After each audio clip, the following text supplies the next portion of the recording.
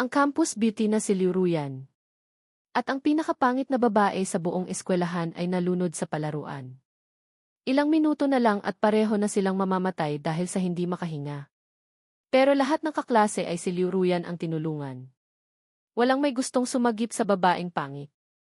Ako lang ang nagsipihe sa kanya. Akala ng iba ay nababaliw na ako. Paano ko raw na atim na gawin iyon sa kanya? Pero ako lang ang nakakaalam na si Fu Qinday, pangalan ng babae, kahit ay ama, ito ay ginamit bilang pangalan, ay hindi naman talaga pinapabayaan. Ito ay isa lamang sa kanyang mga kalokohan. Ayaw ni Fu Qinday na masyadong mapansin dahil sa kanyang kagandahan. Kaya pinili niyang sadyang magpanggap na pangit, isang kakaibang diskarte. At kaya ko alam ang kanyang sikreto. Dahil ako ay isang taong muling nabuhay. Ayon sa alaala ko sa nakaraang buhay.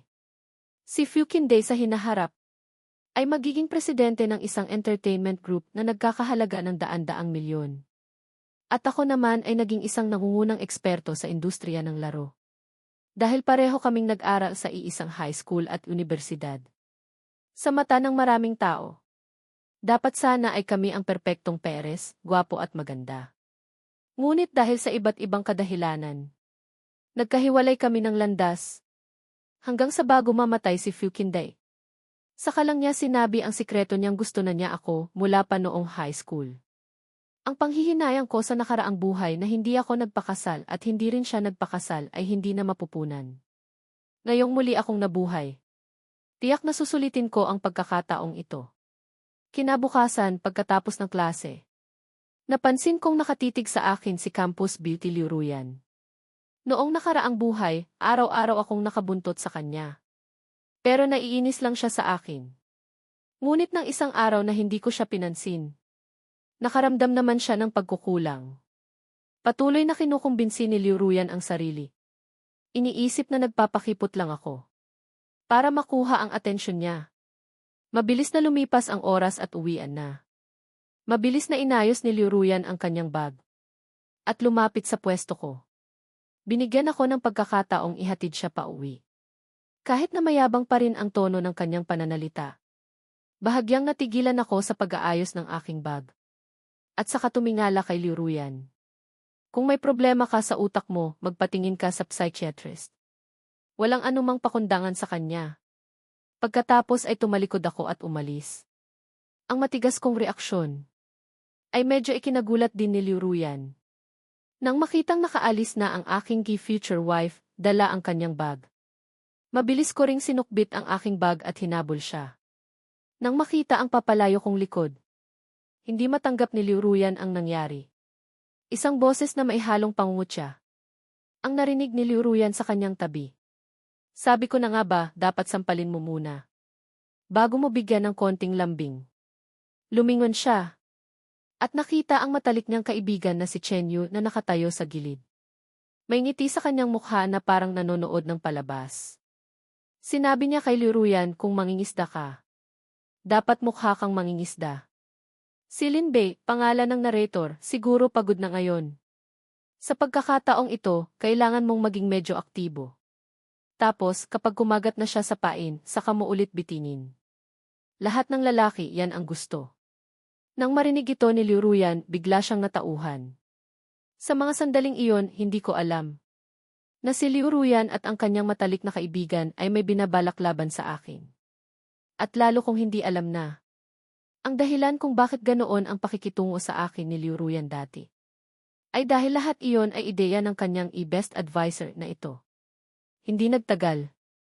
Habang tinutulak ko ang aking bisikleta papalapit sa gate ng eskwelahan. Nakita ko si Fu Qinday, ang aking asawa. Tatawagin ko na sana siya nang bigla kong napagtanto na mali. Ate Day, hintayin mo ako. Malakas ang boses ko. Agad na nakuha ang atensyon ng lahat sa paligid. Lumingon si Fu Qinday. Ang dating nakakunot niyang noo ay lumuwag nang makita si Lin Bei.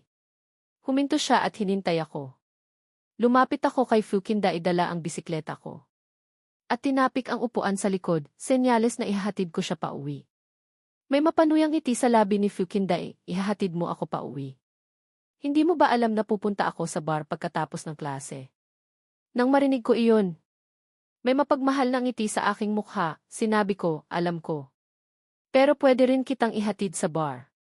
Nang makita ang ngiti sa mukha ni Linbei, pakiramdam ni Fukinday ay may kakaiba. Pero naisip niyang hayaan na lang. Kaya iwinagayway niya ang kanyang kamay, senyales na maglalakad na lang siya. Kaya niya ginawa iyon. Dahil hindi naman talaga siya pupunta sa bar. Kundi uwi para mag-aral. Ang madalas niyang pagpunta sa bar ay isa lamang sa kanyang mga palusot. Hindi niya inaasahan na pagkatapos kong marinig iyon, hindi lang ako umayaw. Kundi lalo pa akong nagpumilit na ihatid siya. Nang makita ito ni Fukinday, huminga siya ng malalim at masamang tiningnan si Linbei. Linbei, kung sa tingin mo dahil kinain mo ang tanghalian ko kanina, ay magkaibigan na tayo. Pwede kong sabihin na nagkakamali ka. Hindi tayo magkaibigan. Ang relasyon natin ay kaklase lang. Pagkatapos sumigaw, patuloy na inoobserbahan ni Fukinday ang ekspresyon ni Linbei. Sa totoo lang, nagsisisi rin siya sa pagsigaw kay Linbei. Natatakot siyang pagkatapos niyang sumigaw. Ay tuluyan na siyang hindi papansinin ni Linbei. Ang hindi inaasahan ni Fukinday ay hindi man lang nagbago ang ekspresyon sa mukha ko. Mayroon pa ring mainit na ngiti sa aking labi. Sumagot ako, tama ka, kaklase lang ang relasyon natin. Pero pwede itong maging pagkakaibigan. At pwede pang ang lumalim pa.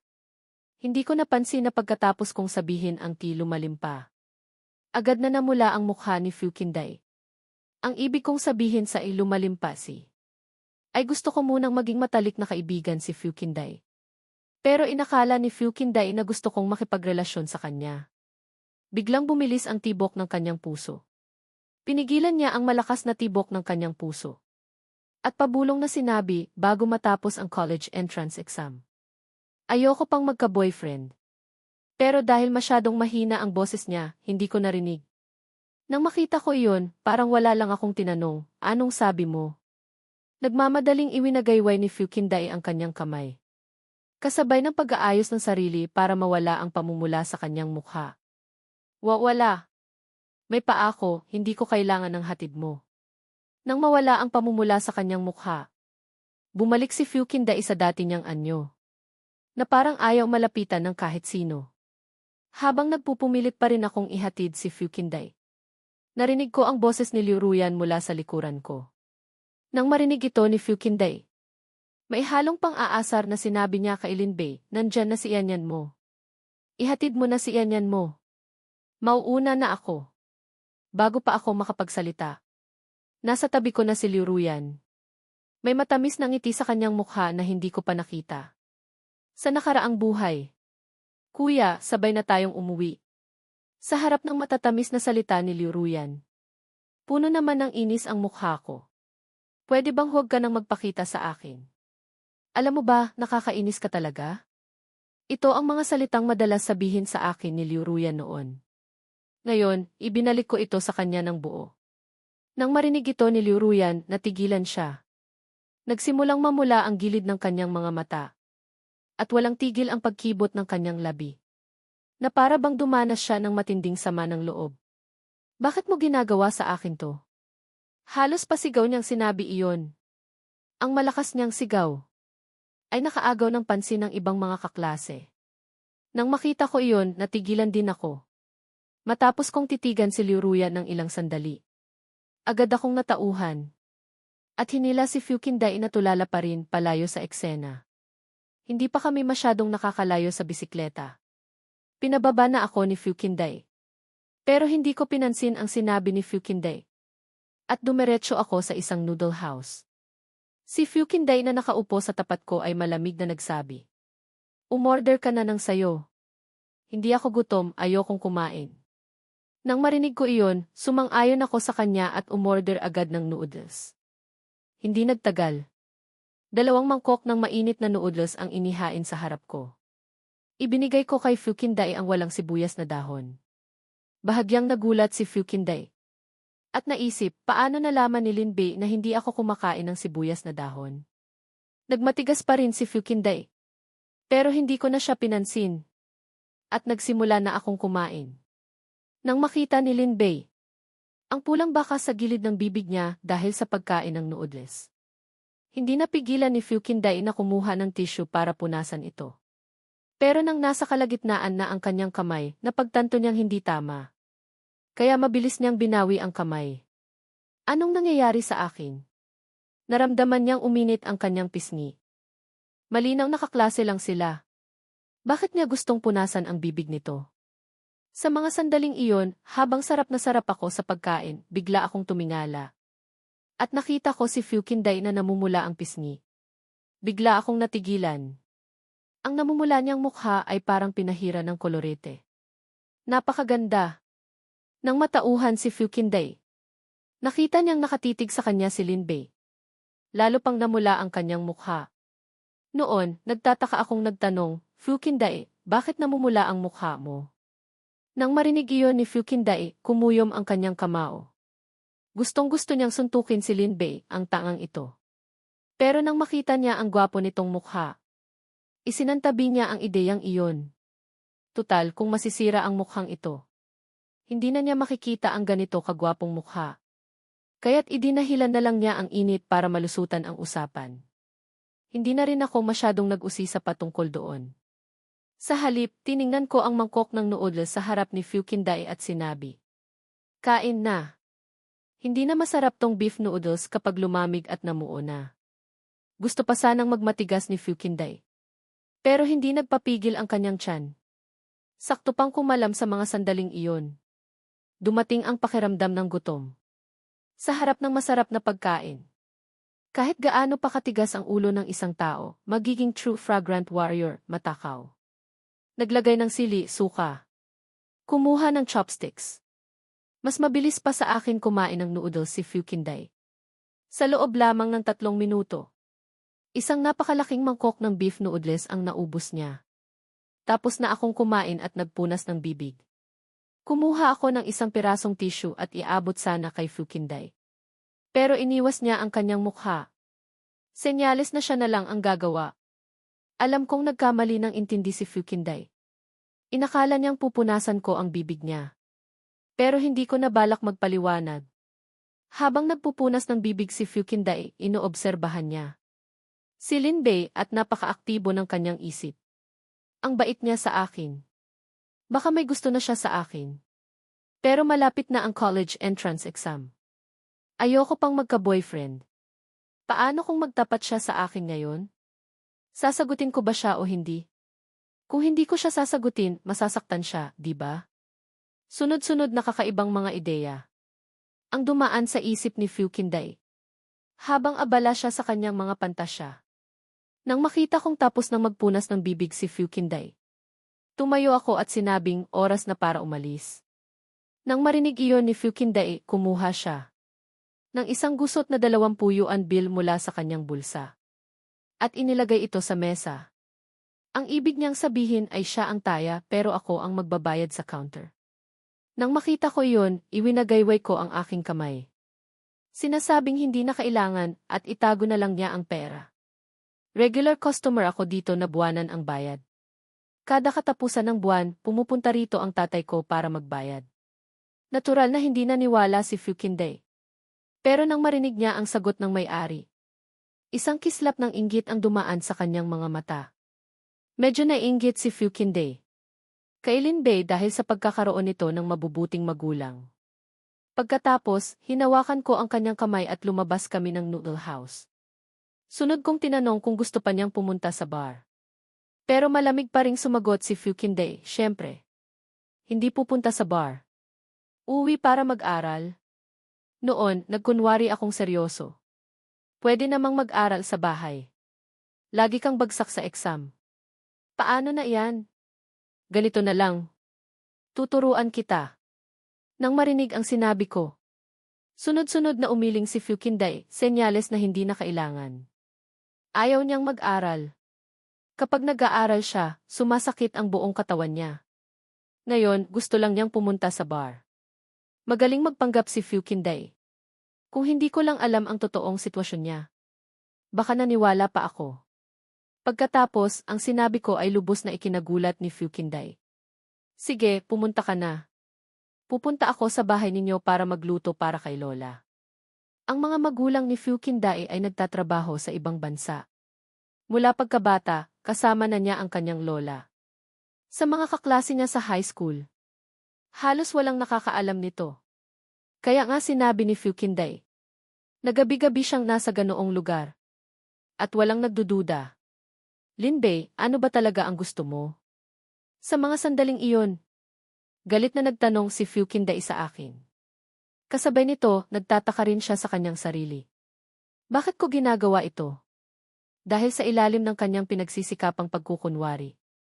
Halos walang nakakaalam sa sitwasyon ng kanyang pamilya. At paano ko nalaman? Na kailangan niyang umuwi sa gabi para magluto para sa kanyang lola? Nang maisip ito ni Fu Qinday, naggalit ang kanyang mga ngipin. Puno ng galit at takot ang kanyang puso. Noong elementarya at junior high.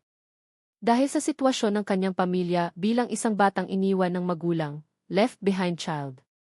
Madalas siyang inaapi. Kaya noong high school, pinilit niyang itago ito. Hindi niya inaasahang may makakatuklas pa rin. Nang makitang hindi stable ang emosyon ni Fu Qinday, agad kong ipinahayag ang aking posisyon para mapanatag siya. Hindi kami magkaaway. Hindi noon. Hindi ngayon at hindi rin sa hinaharap. Pagkatapos noon, hindi na ako nagpumilit na ihatid si Fu Qinday pa uwi. Dahil sa matagal na pang-aapi. Matagal na niyang isinara ang kanyang puso. Si Fu Qinday ngayon ay parang rosas na may tinik. Kung gusto mong maging kaibigan muna siya, kailangan mong dahan-dahan. Natanggalin ang mga tinik sa kanya, isa-isa. Tutal, mahaba pa naman ang panahon. Hindi ako nagmamadali.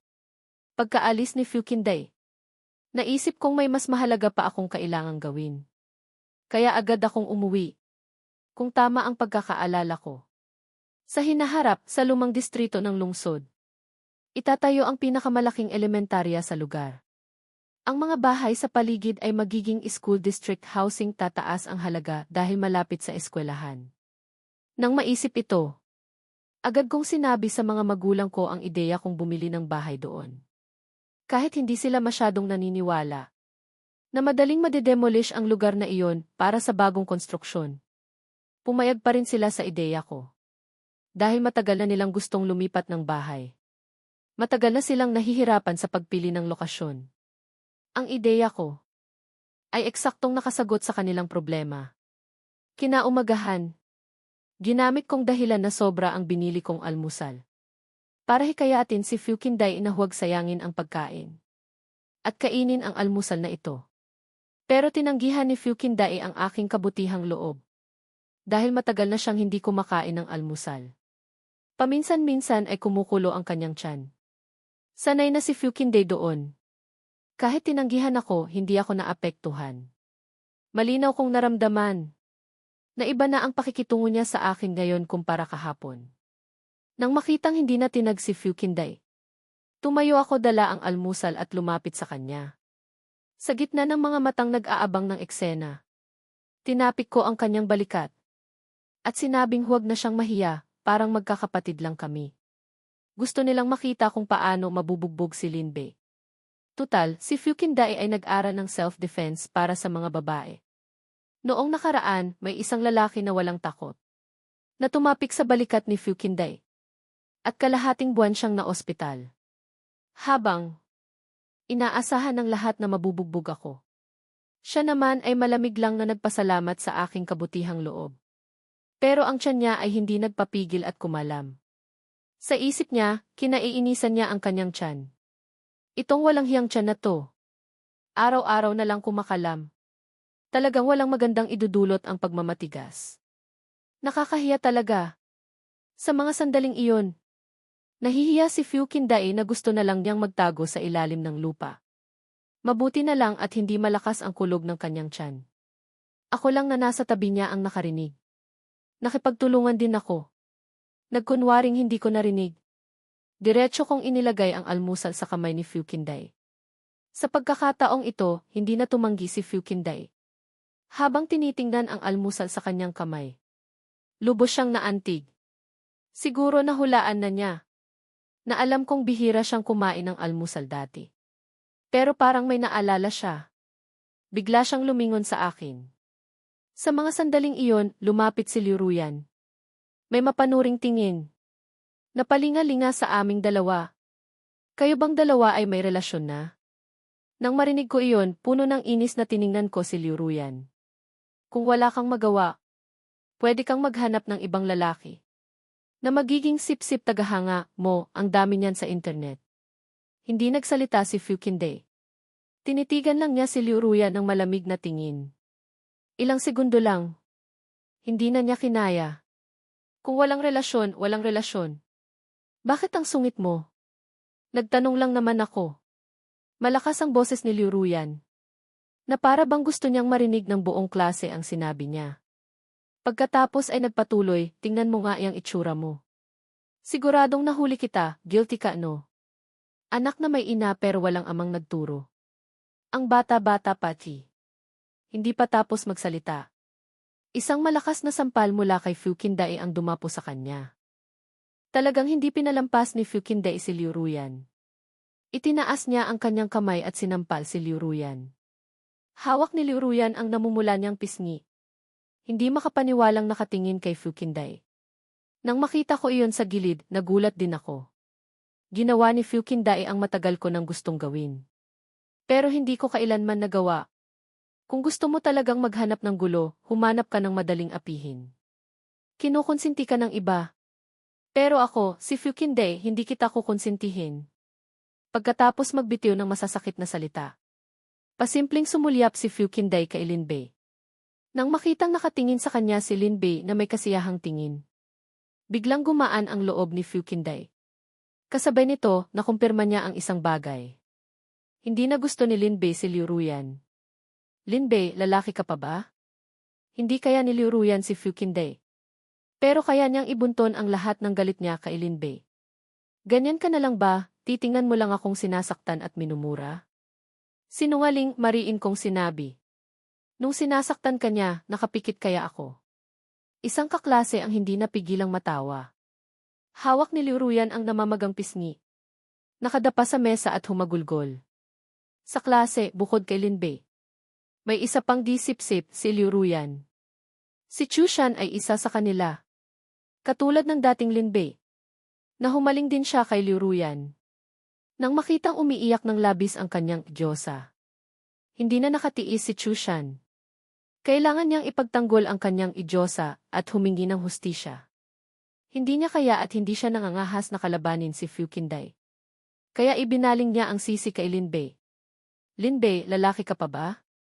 Tumayo si Chu Shan at dinuro ako, malakas na sumigaw. Ganyan na lang ba, inaapi siya niyan, Liu Ruyan? Ni hindi ka man lang makautot. Lahat ng tingin ay nakatuon sa akin. Ang mainitin kong ulong kaibigan na si Xing Tian.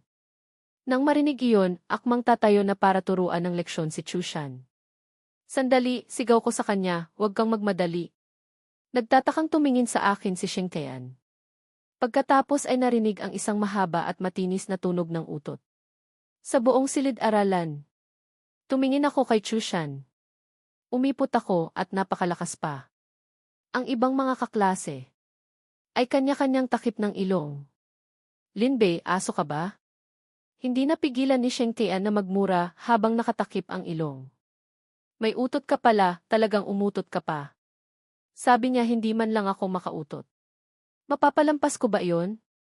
Seryoso kong sinabi. Hindi mo malalaman kung seryoso ako. O nagbibiro lang. Nanginginig sa galit si Chu Shan. Gusto pa sana niyang magsalita. Pero tumunog na ang bell para sa klase. Mabilis na lumipas ang oras at hapon na, uwian na. Agad na tumakbo si Xing Tian sa tabi ko. Bagong buwan ngayon ay 100 deposit, ay 100 bonus, tara na. Ang bagong buwan ay isang internet cave. Hindi naman kalayuan sa bahay ko. Ayos din naman ang mga computer doon. Kuya, itinuro ko ang countdown sa college entrance exam sa kanang itaas na sulok ng blackboard.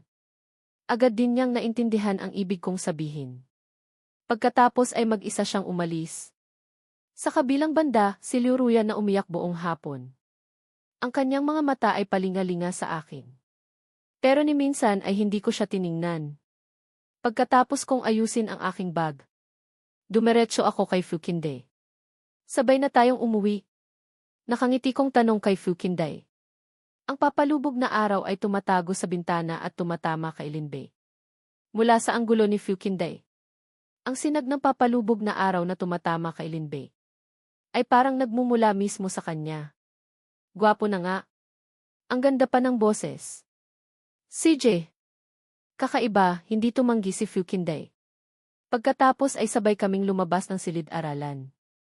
Nang makita ito ni Liu Ruyan sa gilid, napapadyak siya ng malakas.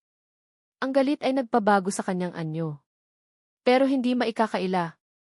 Lahat ng nagngangalang Liu Ruyan ay may angking ganda. Si Chu Shan, nahanda sanang aliwin si Liu Ruyan. Nang makita ang eksenang iyon, tulala. Hoy, bakit hindi ka pa umaalis? Narinig ang boses ng kaibigang si Chen Yu sa pintuan ng silid-aralan. Natauhan din si Chu Shan dahil sa boses ni Chen Yu. Ang pagdating ni Chen Yu ay muling nagpabalik sa nawala ng sama ng loob ni Liu Ruyan. Yu, alam mo ba? Si Linbei at si Fukinday pinagtulungan akong apihin ngayon. Matapos marinig ni Chen Yu ang dahilan, napaisip siya ng malalim. Gusto mo ba si Linbei? Biglang tanong ni Chen Yu. Umiling si Liu Ruyan, hindi. Pero ang hindi paghabol sa kanya ni Linbei ay labis niyang ikinasasama ng loob. Sa kabilang kalye, nakaupo si Fukinday sa likod ng bisikleta ni Linbei. Ang hangin na humahampas sa kanyang mukha ay nagpadama sa kanya ng ginhawa, napapikit siya. Kung habang buhay lang siyang makakaupo sa likod nito. Kasama siyang sasalubong sa umaga at maghahatid sa takip silim. Mukhang napakagandang bagay din iyon. Bahagyang umiti si Fukinday. Pero ang sumunod na sinabi ni Linbei ay sumira sa kanyang magandang iniisip. Pupunta ba tayo sa bar? Hindi na tayo pupunta sa bar. Natauhan si Fukinday. Masayang sinabi, ihatid mo ako sa palengke.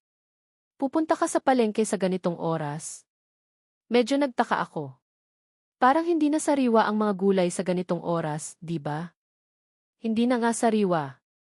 Kakaiba, hindi itinago ni Fukinday ang kanyang tunay na kalagayan. Prang kanyang sinabi, pero mura naman. Natahimik ako nang marinig iyon. Nang maisip ko ang kalagayan ng pamilya ni Fukinday.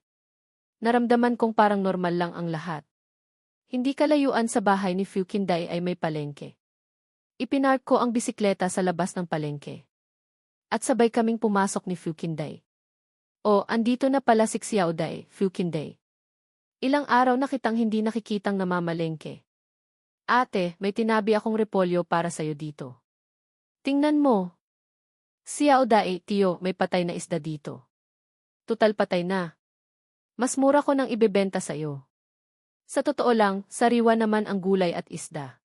Kaya lang sinasabi iyon ng mga tiyo at tiya. Para hindi mahiyang tanggapin ni Fukinday. Ang mga tiyo at tiya sa palengke ay nakasaksi sa paglaki ni Fukinday. Napakasigla ng pagtugon sa kanila ni Fukinday. Nang makita ko iyon, medyo na-curious ako. Sa eskwelahan, siya ang kinatatakutang iatein ng lahat. Pero dito sa palengke, para siyang naging isang kaibig-ibig na dalagita. Parang gustong-gusto ng mga tao dito si Fukinday. Hindi nila siya tiningnan ng iba. Dahil sa kakaiba niyang ayos. Bago umalis si Fukinday, hindi nakalimutan ng tindera ng gulay na si Ate Xu na biruin siya. Ang gwapo ng boyfriend mo, ah. Nang marinig iyon ni Fukinday, agad siyang namula. Pabulong niyang sinabi, hindi ko siya boyfriend. Habang tinitingnan si Fukinday na namumula dahil sa hiya. Hindi ako nagsalita. Paglabas namin ng palengke, medyo komplikado ang nararamdaman ko. Kahit alam kong hindi maganda ang kalagayan ng pamilya ni Fukinday. Hindi ko naman inaasahan na ganito kalala. Nang mapansin na medyo iba ang emosyon ni Linbei. Nakangiting sinabi ni Fukinday, hindi mo inaasahan, no? Wala sa ayos ang sinabi niya. Pero parang alam ni Linbei ang gusto niyang iparating. Nagsalita siya, talagang hindi ko inaasahan. Nang maisip ko ang mga tagumpay ni Fukinday sa hinaharap, pakiramdam ko ay mas para siyang bida sa isang nobela. Magsisimula sa wala, aangat sa tuktok ng tagumpay. Tahimik akong nagbibisikleta. Tahimik na nakaupo si Fukinday. Sa utos niya, huminto ako sa labas ng isang maliit na bakuran. Medyo luma na ang itsura ng bakuran. Sa pintuan ay nakadikit pa ang Tea Good Fortune, character mula noong bagong taon. Dahil sa hangin at araw, ang matingkad na pulang character ay medyo kumupas na. Nang buksan ang pintuan ng bakuran, isang hindi kalakihan pero hindi rin kaliitan na bakuran ang nasa loob. Pagpasok ko pa lang sa bakuran, narinig ko ang tunog ng isang bagay na nahulog. Agad na binitawan ni Fukindae ang hawak niyang gulay. Isang mabilis na takbo ang ginawa niya papasok sa bakuran. Nagmamadali rin akong sumunod. Pagdating ko sa bakuran, nakita ko ang isang matandang babae na nagsisibak ng kahoy. Ang narinig kong tunog kanina ay siguro mula sa pagsisibak ng kahoy. Lola! Nang makitang walang nangyari sa kanyang lola, nakahinga ng maluwag si Fukindae. May halong paninisi at pag-aalala ang kanyang boses. Hindi ba sinabi ko na? Hintayin mo akong umuwi galing eskwela, ako na ang gagawa niyan. Nakangiting sumagot ang matanda. Habang malakas pa itong matandang buto ko. Saka pagod ka na rin sa maghapong pag-aaral. Kung may mga gawain kaya kong gawin para sa'yo, tutulungan kita. Habang kausap si Fukindae, napansin din ng matanda si Linbei na nasa likod ni Fukindae. Puno ng kabaitan ang kanyang mukha. Nang tanungin si Fukindae, sino itong binatang ito?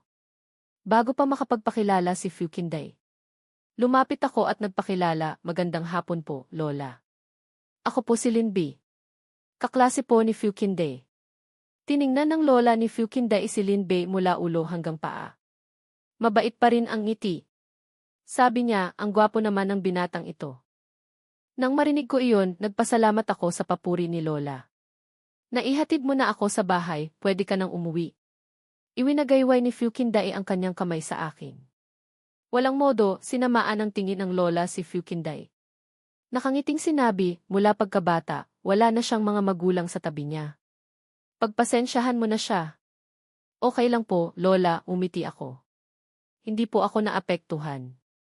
Pumasok ka muna sa loob. Itinuro ng lola ni Fukindae ang isang direksyon sa akin. Hayaan mong si Kindae ang magtimpla ng tsaa para sa iyo. Tatapusin ko lang itong sinisibak kong kahoy, Lola, tapos papasok na ako. Lola, ako na po. Hindi ko na hinintay na tumanggi ang matanda. Lumapit ako at kinuha ang palakol sa kanyang kamay. Bisita ka, nakakahiya naman. Sinubukang kunin ulit ng matanda ang palakol. Sumenyas ako kay Fukindae. At pinaalis niya ang matanda. Inihatid ni Fukindae ang kanyang lola sa loob ng bahay. At mabilis na bumalik sa bakuran. Nang makitang si Linbei ay maayos na nagsisibak ng kahoy.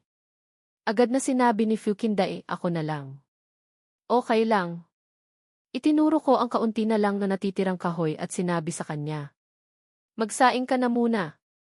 May gusto pa sanang sabihin si Fukindae. Pero hindi na niya itinuloy. Nakatayo sa tabi ng bintana ang lola ni Fukindae. Walang ekspresyon na nakatingin kay Linbei. Wala na ang dating kabaitan sa kanyang mukha. Napalitan ito ng mapanuring tingin.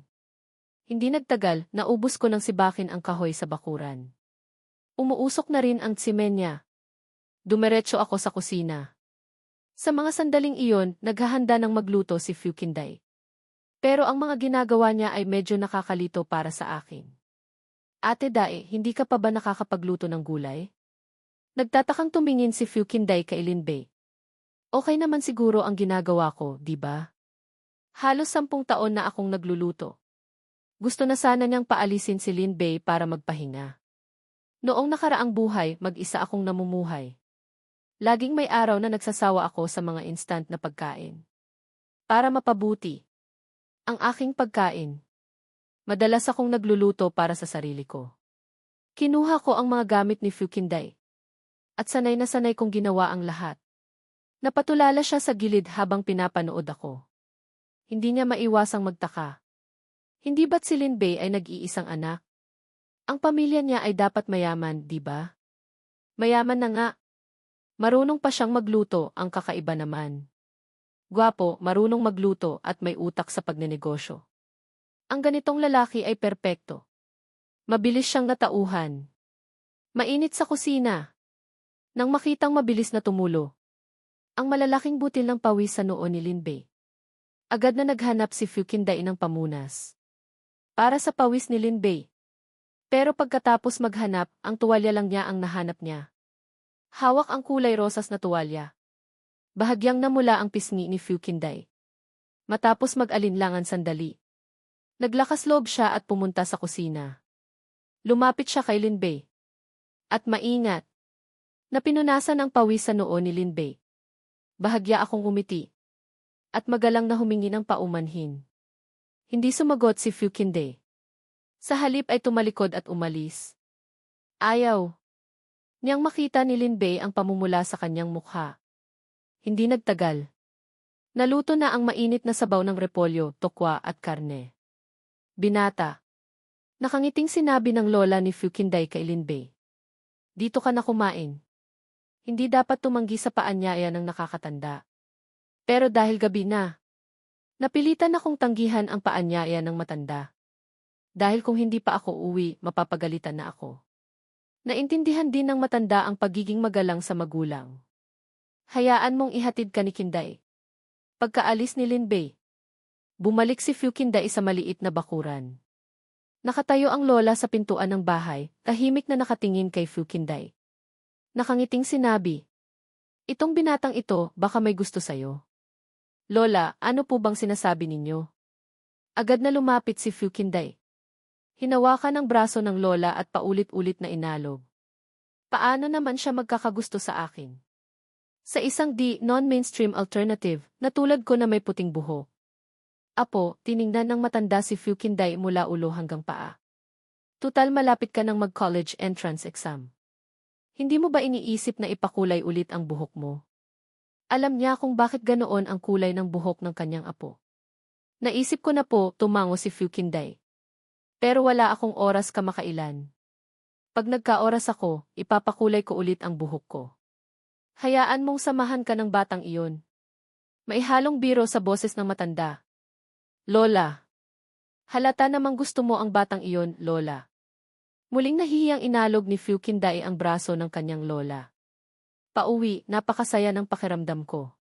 Kapag masaya ang pakiramdam, gusto kong kumanta habang tumatakbo.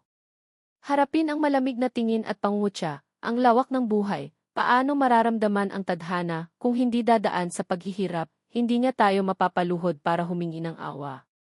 2 linya pa lang ang nakakanta ko nang bigla akong huminto. Kung tama ang pagkakaalala ko.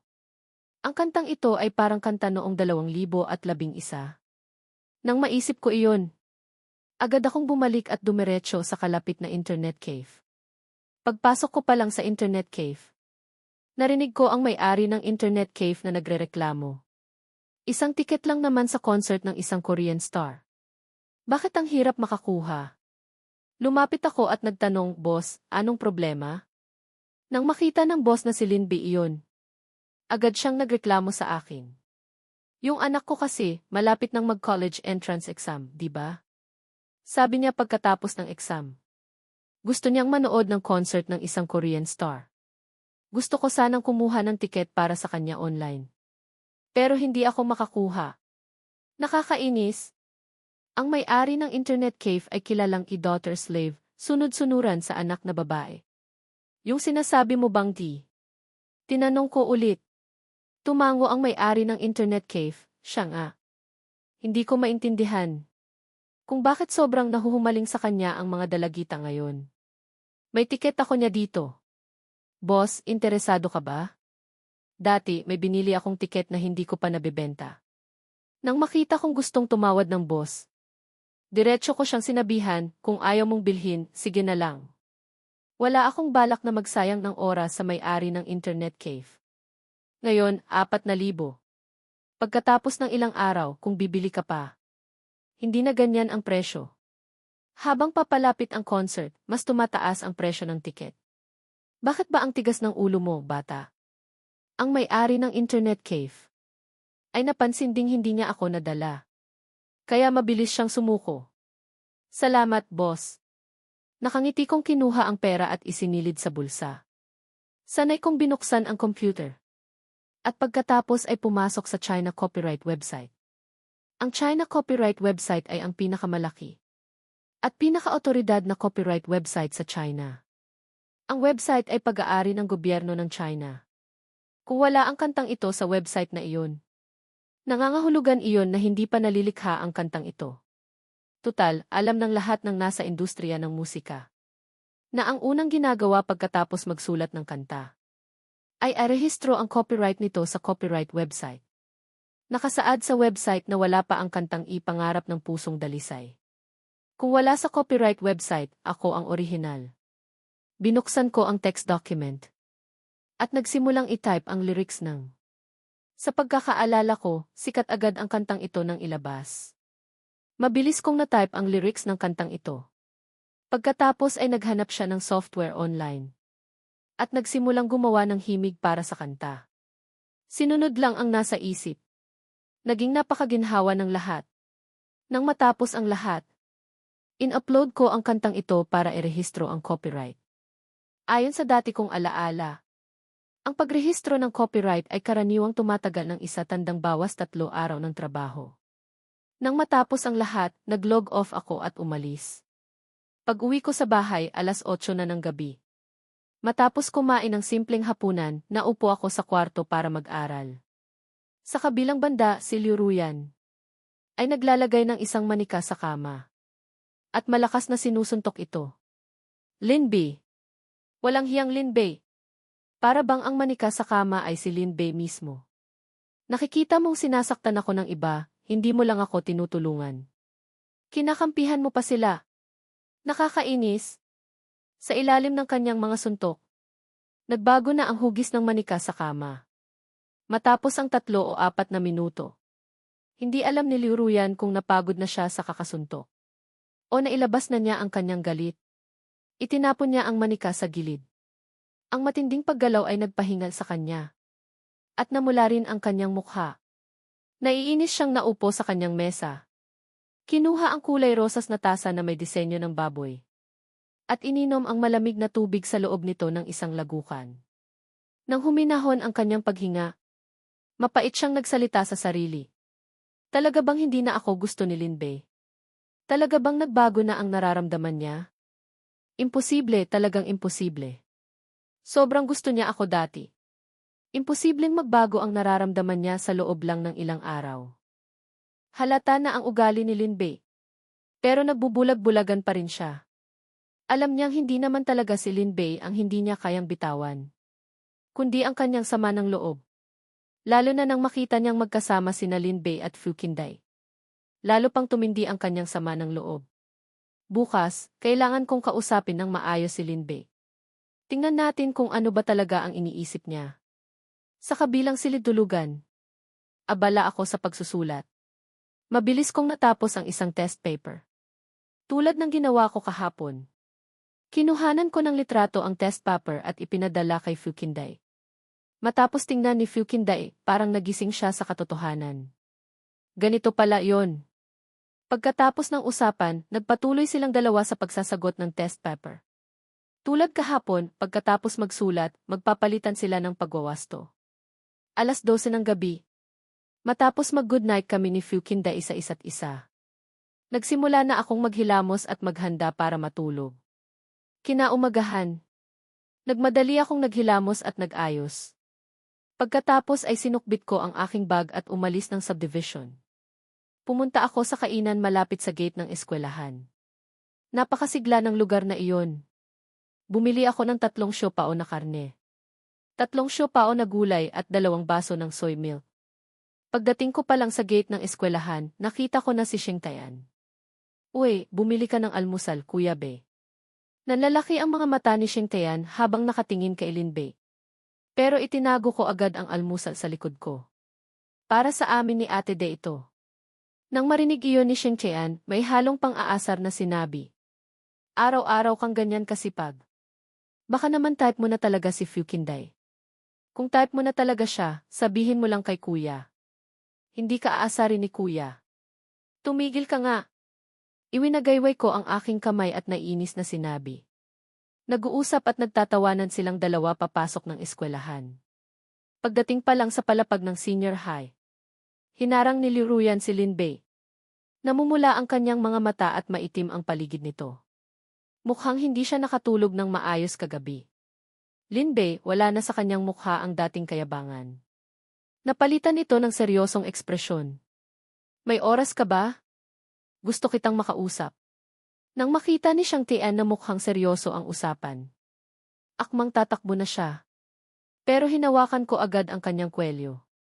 Sige, ano nang gusto mong pag-usapan? Kalmado kong tiningnan si Liu Ruyan. Hihingi ako ng tawad sa pagtanggi ko sa iyo sa harap ng maraming tao noon. Alam kong nang tanggihan kita sa harap ng maraming tao. Nawalan ka ng mukha at nalungkot ka. Pero alam mo ba? Sa totoo lang, may gusto rin ako sa'yo. Pero nasa kritikal na panahon tayo ngayon. Malapit na ang college entrance exam. Pagkatapos ng college entrance exam, kung magsisikap ka pa ng kaunti, baka sagutin na kita. Tingnan mo itong P, pangako, ang laki at ang bilog. Hindi ko napigilang. Biglang kantahin ang sikat na kanta ng isang Canadian artist. B. Ang hindi ko pagiging seryoso ay ikinagalit ni Liu Ruyan. Seryoso akong nakikipag-usap sa'yo. Seryoso rin naman ako. Kumindat ako nang marinig iyon. Pagkatapos ay bahagyang umiling. Ilang beses ko pa bang kailangang sabihin? Sinabi ko nang hindi na kita gusto. Parang awa mo na. Huwag mo na akong kulitin. Ang mga salitang ito ay ilang beses na ring sinabi sa akin ni Liu Ruyan noon. Sa tuwing sinasabi niya iyon, ang ekspresyon niya ay sukdulan ng pandidiri. Pero ang ekspresyon niyang iyon ng pandidiri ay maaalala ko habang buhay. Pupunta na ako sa classroom para mag-review.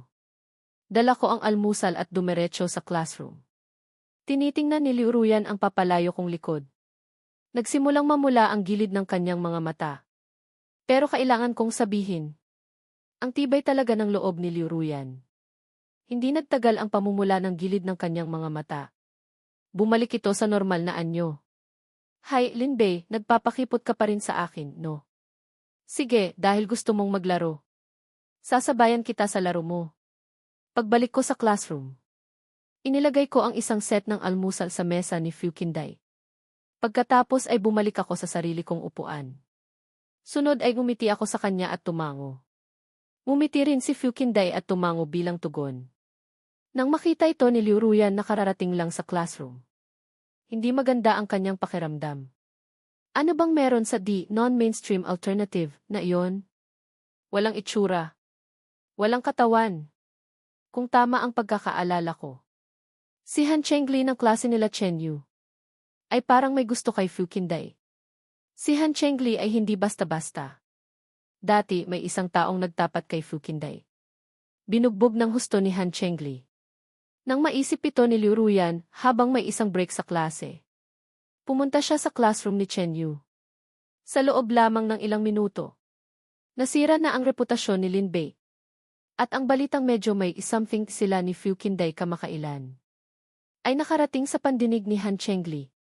Pagkaalis ni Liu Ruyan, napansin ni Chen Yu na ang mukha ni Han Chengli ay kasing pula na ng atay ng baboy. Ang kanyang mga mata ay mas lalong namumula. Ang mga pamilyar kay Han Chengli ay alam na nasa bingit na siya ng pagsabog. Maikli lang ang break time. Hindi pinili ni Han Chengli na kumilos habang break. Plinano niyang harangin si Linbei sa tanghali kapag pupunta ito sa kantin para kumain. At tanungin ito. Sa mga sandaling iyon, nagbabasa ako sa classroom.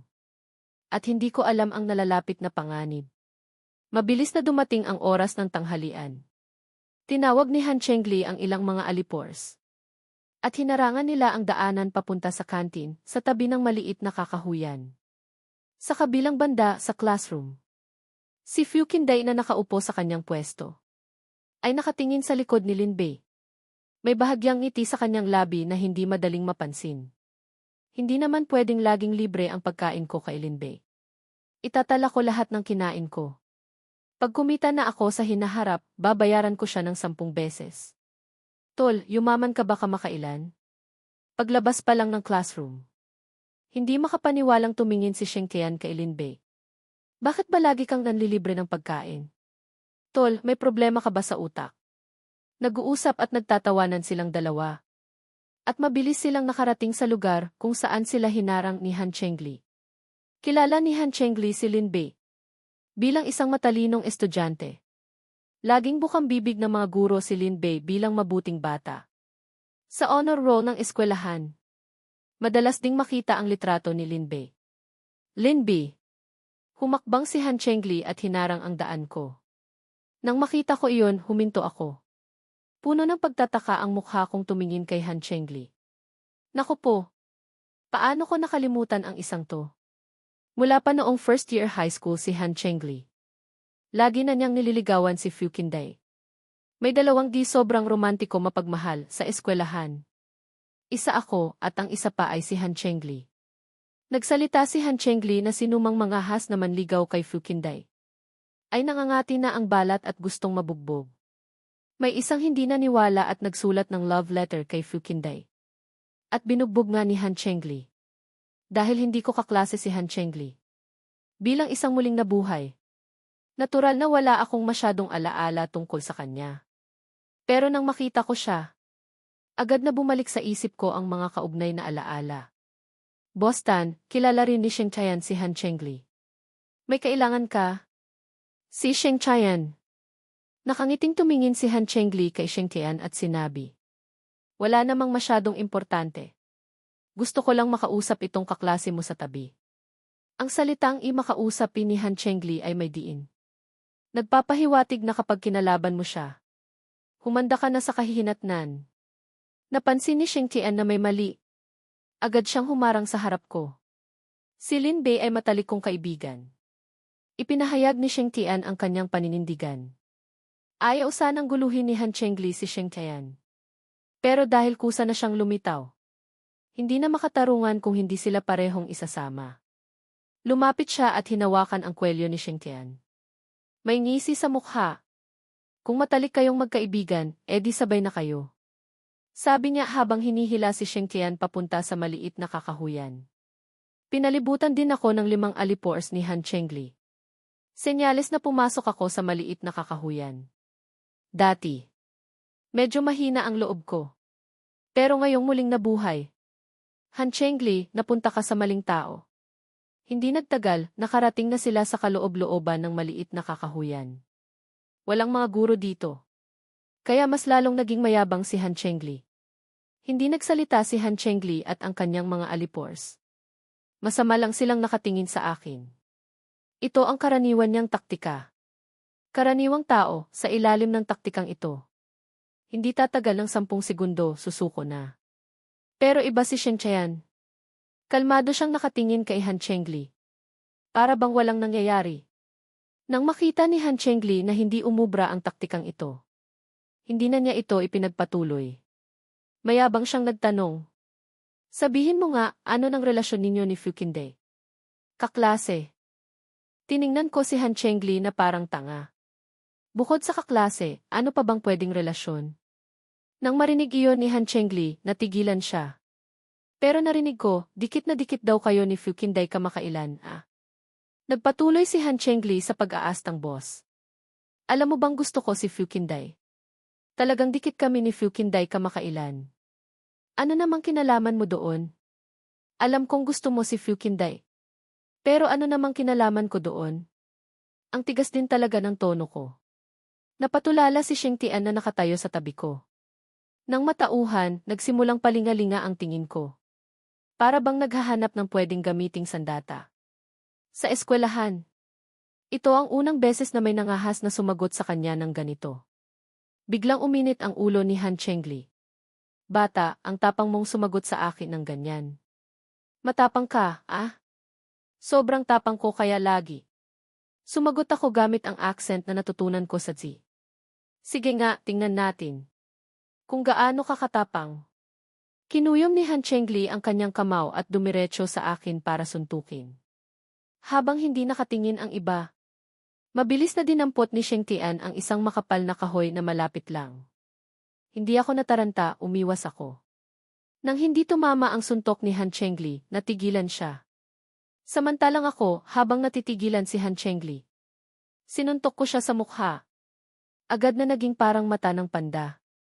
Ang isang mata ni Han Chengli. Nangahas kang saktan ang boss namin, mukhang ayaw mo nang mabuhay. Sabay-sabay na sumugod ang mga alipores para saktan si Linbei. Si Sheng Tian na may hawak na kahoy ay parang isang Diyos ng digmaan. Pak! Ihinampas niya ang kahoy sa likod ng isang alipores. Hindi nakahanda ang alipores at diretsong sumubsob. Sa mga sandaling iyon, si Han Chengli na nasuntok. Natauhan na rin siya. Nilakasan mo pa ang loob mong saktan ako, ayaw mo na bang mabuhay? Inikot ko ang mga mata ko, nainip na. Paulit-ulit na lang yan ang linya nyo, parang sirang plaka kayo. Natigilan si Han Chengli sa nangyari. Sinamantala ko ang pagkakataon. At sinuntok ko ulit ang isa pa niyang mata. Dati, isa lang ang mata niyang parang panda. Ngayon, sa wakas, naging pares na. Halos mabaliw na si Tan Chengli. Dati, siya ang may dalang mga alalay para gulpihin si Linbei. Sino ba namang mag-aakala na hindi man lang niya nagalusan si Linbei? Sa halip, siya pa ang nagulpi at dalawa pa sa mga alalay niya ang napuruhan. Tuluyan nang nabaliw si Han Chengli. Nagpakawala siya ng mga suntok na parang pagong, walang kaayusan, patungo sa akin. Dahil walang kaayusan. Medyo nahirapan din akong umiwas. Kaya, hindi na lang ako umiwas. Sinalo ko ang mga suntok pagong ni Han Chengli. At gumanti ako ng atake. Pero sino ba namang mag-aakala na si Han Chengli ay talagang walang binatbat? Habang sumusuntok siya, hindi niya nakontrol ang lakas. Nadulas ang paa niya at sumubsob pa siya na parang kumain ng lupa. Nakita ko ang pagkakataon. Agad kong inapakan ang likod ni Han Chengli. Makinig kayong lahat, sigaw ko. Tinuro ko si Han Chengli na nasa ilalim ng paa ko. Ang boss nyo, natalo ko na. Hindi makapaniwala si Han Chengli. Gusto niyang tumutol. Pero ngayong nakatapak ako sa kanya. Ang mga salitang tutol niya ay napalunok na lang niya pabalik. Samantala, sa silid-aralan ng grade 12 section 1-0. Si Fu Qingdai ay nakatingin sa labas ng bintana, lumilipad ang isip, Boss Fu. Sa sandaling iyon, isang hingal na boses ang narinig mula sa pintuan ng silid-aralan. Masamang balita. Si Han Chengli may dalang 5 tao para abangan si Linbei. Agad na natauhan si Fu Qingdai. Han Chengli. Naghahanap ka ng kamatayan, Boss Fu. Nakita ng alalay ang sitwasyon at hinarangan ang daan ni Fu Qingdai. 6 sila sa kabila. Di bilisan mo nang tumawag ng iba pang tao. Sumigaw si Fu Qingdai at kumaripas ng takbo palabas ng silid-aralan. Natauhan ang alalay. At sumigaw sa likod ni Fu Qingdai na papalayo. Sa maliit na gubat malapit sa kantin. Ilang sandali pa. Ang galit na sigaw ni Fu Qingdai ay umalinggaw mula sa maliit na gubat. Han Chengli. Gago ka. Pati tao ko, pinapatulan mo. Ayaw mo na bang mabuhay? Parang pamilyar ang boses na iyon sa akin. Mabilis akong lumingon. At nakita ko si Fu Qingdai na galit na naglalakad papalapit. Dahil sa init ng tag-araw at sa kakatakbo niya kanina. Ang pisngi ni Fu Qingdai ay namula dahil sa matinding pagod. Ang ganda di. Hindi ko napigilang masabi, ate. Panahon ba ngayon para tumingin ng maganda? Sigaw ni Sheng Tian na nasa tabi ni Linbei, halatang nainis. Mabilis akong bumalik sa wisyo. Nang makita ni Fu Qingdai na galit, ang tanawin sa loob ng maliit na gubat. Hindi siya makapaniwala. Nang makita ni Han Chengli na dumating si Fu Qingdai, mabilis siyang yumuko. Kahit saglit lang. Nakita pa rin ni Fu Qingdai ang mga mata ni Han Chengli na parang panda. Hindi na niya tiningnan pa ng matagal, dumiretso ang tingin niya kay Linbei. Paglapit kay Linbei, hinawakan niya ng mahigpit ang mga balikat ni Linbei. Puno ng pag-aalala siyang tiningnan mula ulo hanggang paa. Ayos ka lang? Wala kang sugat? Wala, nakangiti akong umiling. Paano naman ako matatalo ng mga sisiw na to? 8. Kaklase mo rin naman ako, di mo man lang ba ako kakantahan ng pag-aalala? Nagkunwaring nasaktan at nagpatawa si Sheng Tian sa tabi. Tutal, tayong dalawa naman ang dinala dito sa maliit na gubat. Inirapan ni Fu Qingdai si Sheng Tian. Makapal naman ang balat mo, anong mangyayari sa'yo? Silang 6, kayo ang tumalo. Hindi pa rin makapaniwala si Fu Qingdai. Matapos makumpirmang walang sugat si Linbei. Nakahinga ng maluwag si Fu Qingdai. Ang tingin niya kay Lin Bei ay unti-unting naging komplikado. Matalino sa exam, numero 1 sa batch. Malakas makipag-away, kayang talunin ang mga basagulero sa batch. Hindi lang marunong magluto, may utak pa sa pagnenegosyo. Bakit di ko to napansin dati? Si Lin Bei pala ay isang treasure boy. Kung makakasama ko ang ganitong tao, hindi lang niya ako mapoprotektahan. Siguradong hindi na rin ako magugutom sa hinaharap. At deity. Medyo nahiya ako sa titig ni Fu Qingdai. Paalala ko ng mahina, nakatingin silang lahat. Natauhan si Fu Qingdai, naramdaman niyang uminit ang kanyang pisngi. Ate Dai, nandito na kami. Ang alalay ni Fu Qingdai na si Haozi, kasama ang higit 10 tao, ay galit na papalapit. Mabilis na lumapit sa harap ni Fu Qingdai. Nakita ni Haozi si Han Chengli na nakaupo sa lupa, kasama ang kanyang mga alalay. Nang malaman nilang si Lin Bei at Sheng Tian ang tumalo sa kanila, lahat ng alalay ni Fu Qingdai ay labis na nagulat. Bayaw, pabirong lumapit si Haozi. Paano mo nagawang maging matalino at malakas?